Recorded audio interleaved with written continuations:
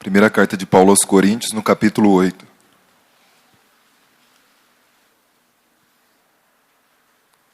No versículo 1. Ora, no tocante às coisas sacrificadas aos ídolos, sabemos que todos temos ciência. A ciência incha, mas o amor edifica. E se alguém cuida saber alguma coisa, ainda não sabe como convém saber. Mas se alguém ama a Deus, esse é conhecido dele. Só até aí. Eu gostaria de falar a respeito do Deus estudado e não amado. Esse texto nos fala que a igreja de Coríntio tinha conhecimento do assunto que Paulo iria tratar. E o assunto que Paulo ia tratar era a comida sacrificada aos ídolos, oferecida aos ídolos. E eles já tinham conhecimento. Paulo foi o fundador dessa igreja, e Paulo era um homem versado no Antigo Testamento, um homem instruído aos pés de Gamaliel, e um homem sábio, e ele é o doutor dos gentios. E essa igreja também teve como um pregador, como pastor, Apolo. O livro de Atos vai dizer que ele era instruído, ele é bem instruído nas Escrituras. E ele falava de forma fervorosa e era muito veemente. Então, no tocante à questão do conhecimento, além de ela ser uma igreja que possuía muitos dons, todos os dons, ela também tinha conhecimento. E desse assunto, ela tinha conhecimento. E Paulo continua dizendo que a ciência incha, mas o amor edifica. Paulo não está falando contra o conhecimento, ele está falando contra o conhecimento vaidoso, o conhecimento sem a prática. E ele diz que o amor edifica, e que mais vale o amor correto do que o conhecimento incorreto. Ele vai dizer também que se alguém cuida saber alguma coisa, ainda não sabe como convém saber. O conhecimento ele é ilimitado, e nós somos limitados. E ele, no último versículo que lemos, diz que se alguém ama a Deus, esse é conhecido dele. E ele vai dizer que se alguém ama a Deus, é conhecido dele. Nesse versículo, Deus trouxe ao meu coração o poder que há no Evangelho.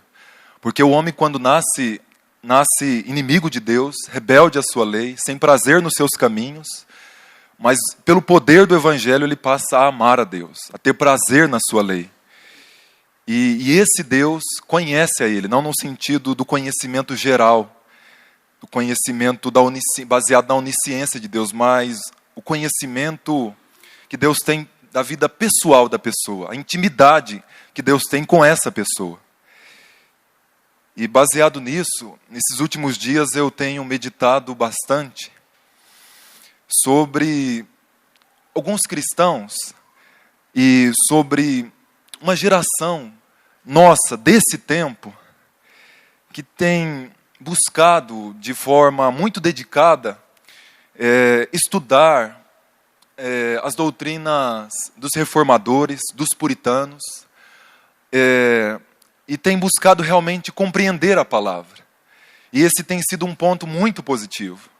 Mas um ponto falho é que esse conhecimento parece estar destituído de piedade, está destituído de amor a Deus, está destituído de prazer na lei de Deus. E isso tem mexido muito comigo. E tem falado muito ao meu coração.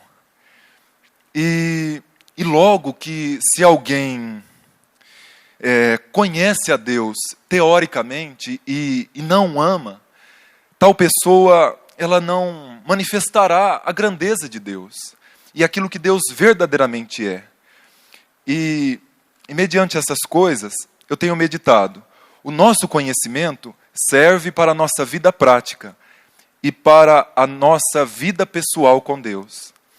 J. I. Park, ele disse assim: o conhecimento conceitual mata, se não passar do mero conhecimento do conceito para a experiência da realidade. Assim, o conhecimento acerca de Deus deve se tornar relacionamento pessoal com Deus. Então, é o que Paulo disse a Timóteo. Paulo disse assim, a lei é legítima, a lei é boa se alguém usa dela legitimamente. A mesma coisa, ele está se referindo à lei mosaica. A mesma coisa a gente pode dizer do conhecimento. O conhecimento, ele é bom, se a gente usa dele legitimamente. E qual o propósito do conhecimento da palavra de Deus? Nos levar a Deus. E não nos afastar dele, ou ter uma vida indiferente com ele. É como se você fosse meu amigo, e eu quisesse que você conhecesse uma pessoa. E eu escrevesse a história dela toda num livro, e as características dela. E eu te entregasse esse livro e dissesse assim, conhece essa pessoa dessa maneira. A história dela, as características dela, mas não precisa ter contato pessoal com ela, não. Só lê o livro. E quando você lê o livro, eu falo, eu já li o livro, eu já conheço bem a pessoa. Eu posso me dirigir a ela? Não. Você vai casar com ela, você vai se relacionar com ela, mas você só precisa ir aos sábados e aos domingos à noite na casa dela. Você pode continuar com a sua vida normal, vive na sua casa, na sua maneira. Vocês não vão ter muito relacionamento, assim, uma influência muito grande, um apego muito grande. Não precisa muito ser assim. Então, Deus não pode ser visto dessa maneira. Como se ele fosse apenas um Deus do nosso intelecto e não das nossas emoções, ou então, se a nossa vida não for totalmente dedicada a ele. E o que nós vemos nos grandes homens de Deus, justamente é isso, que eles conheciam a Deus e eles amavam a Deus. Davi, ele disse no Salmo 27, uma coisa pedi ao Senhor e eu a buscarei, que eu possa morar na casa do Senhor todos os dias da minha vida, para contemplar a formosura do Senhor e aprender no seu santo templo. Ele também disse no Salmo anterior, Senhor, eu tenho amado a habitação da tua casa, onde permanece a tua glória. No Salmo 19, no 119, ele vai dizer, quanto amo a tua lei e a minha meditação todo o dia. E o Salmo 119 é uma declaração de amor à palavra de Deus. E um amor prático, um amor racional. E certamente os grandes homens de Deus, eles amavam a Deus, eles tinham um prazer em Deus. A satisfação deles era Deus. E nós temos que ter justamente esse amor. E outra coisa que eu queria dizer é que nós devemos amar a Deus e ter um relacionamento com Ele, que consequentemente culminará em santidade, que é a separação do mundo e do pecado. Uma separação voltada para Deus. Consequentemente, se eu tenho um relacionamento com Deus, e se eu amo a Deus, o meu relacionamento com Ele vai ser um relacionamento de submissão. Tudo o que Ele quiser eu farei. E é isso que João vai dizer na sua epístola, que se nós temos comunhão com Deus, nós saímos das trevas, nós não andamos nas trevas, andamos na luz. Que se alguém tem o amor de Deus dentro de si, o amor do mundo não está nele. Se o amor do mundo está nele, o amor do Pai não está nele. Tiago também vai dizer que se alguém quiser se constituir amigo de Deus, será inimigo do mundo, e vice-versa. Então, consequentemente, quem ama a Deus vai se separar do pecado, vai se separar de uma vida ímpia. E o que, infelizmente, nós muitas vezes não vemos ao nosso redor. E uma última coisa que eu queria falar é que nós temos que agradecer a Deus. Nossa igreja tem tido uma doutrina muito prática, uma doutrina realmente voltada a submissão a Deus, a renúncia do mundo. Isso é um privilégio muito grande. O pastor tem me acompanhado há um tempo e eu posso dizer com temor que todo o tempo que ele tem conversado comigo sempre se volta às questões práticas, às questões... Ele deseja que cada discípulo e que a igreja seja uma igreja santa.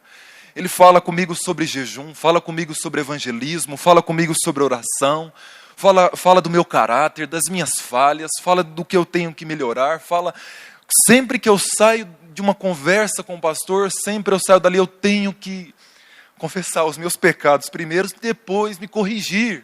E a vida cristã realmente é prática, é isso. Esse é o cerne do cristianismo, a nossa vida intensa com Deus, e não apenas uma teoria. Deus, Ele quer ser amado por nós.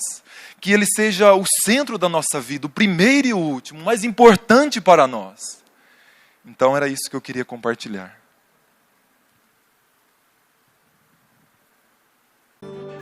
Antes de você fechar o vídeo, eu tenho um recado muito importante para você. Talvez você assista os vídeos do canal há muitos anos e ainda não é inscrito. Então, eu te convido agora mesmo a se inscrever. Basta você clicar no botão vermelho aqui embaixo do vídeo e inscreva-se. E para você receber novas notificações de novos vídeos do canal, acione o sininho que está à direita deste botão. E se você gostou desse vídeo, clique em gostei e ajude o canal Defesa do Evangelho a alcançar mais pessoas para que possam ouvir o verdadeiro Evangelho. Deus abençoe você e um forte abraço.